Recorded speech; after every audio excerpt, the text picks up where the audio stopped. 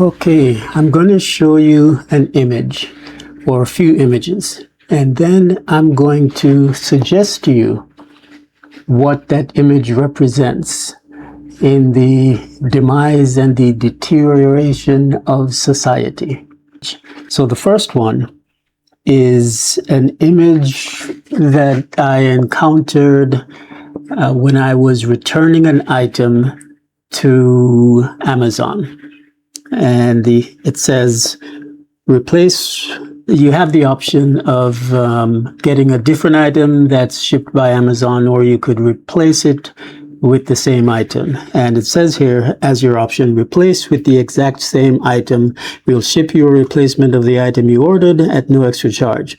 Then there's a box here, I agree to send the original items back by May 9th, yada, yada, yada. Okay, so that's one. Next is one that I encountered on Google. And this one says, I was updating my account and I needed to upload a copy of my passport and then change the name that is on file to match the name that's on the passport. And it says, update your info, enter the exact same name from the document, include your given name and family name if applicable. To make sure we have it right, we may update the name to match. So you may look at that and you may not immediately realize what I find troubling about those messages. The using the phrase exact same is juvenile. Using the phrase exact same is redundant. Using the phrase exact same is not something that a professional organization should be doing in their correspondence. This is what happens when the reins of control of society are handed over and ceded to a younger generation, or to a generation that does not read, a generation that doesn't know the difference between a casual conversation and professional conversation, a generation that was steeped in their knowledge of the English language by watching YouTube videos and following influencers on social media. This is what happens when people don't respect the language. And you get statements like this. Now, for the average person, this doesn't seem like a big deal because everyone speaks like this. Mostly everyone speaks like this. Politicians and presidents and pastors and teachers, and very few people these days, if you watch YouTube, will, in my opinion, respect the English language to the degree that that others do. I'll put myself in the others category. So, why is this an issue?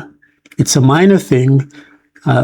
We all know what was meant by the statement. They wanted to make sure that it was exactly the same. What's the issue, Walt? Well, the issue is that the language, this is an example of the deterioration of the language. And one of the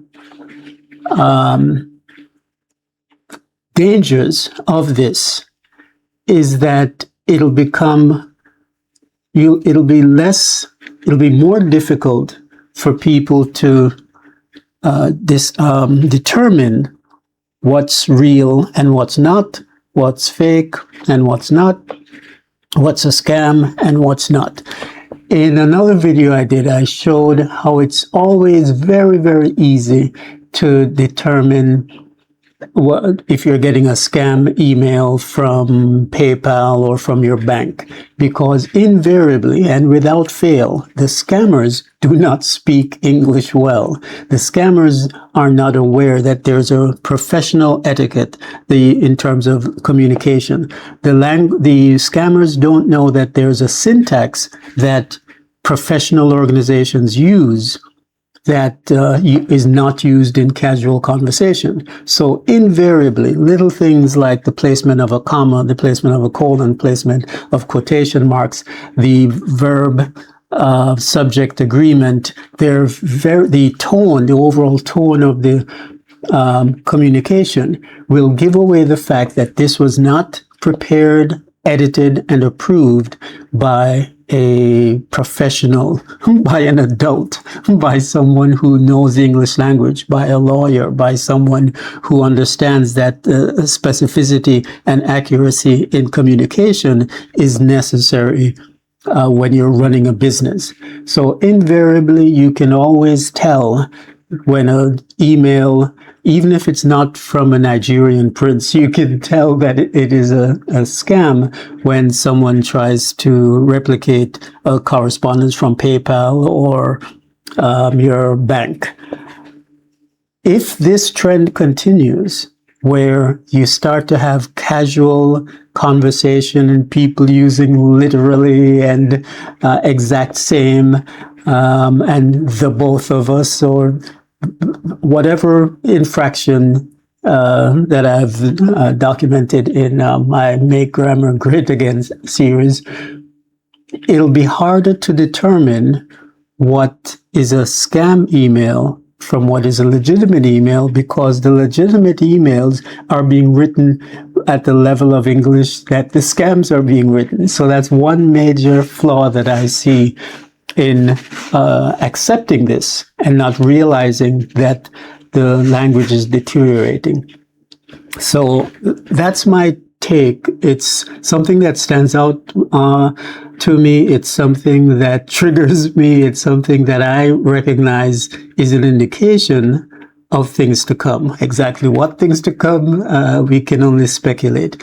But if the bar of professional communication is dropping lower and lower, then that's an indication of the competence of the people in the positions of authority.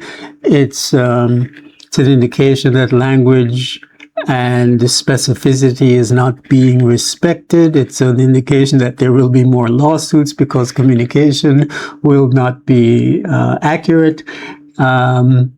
It just does not bode well for the future of business, of society, of communication. So anyway, that's my 5 a.m. rant, just to bring that to your attention.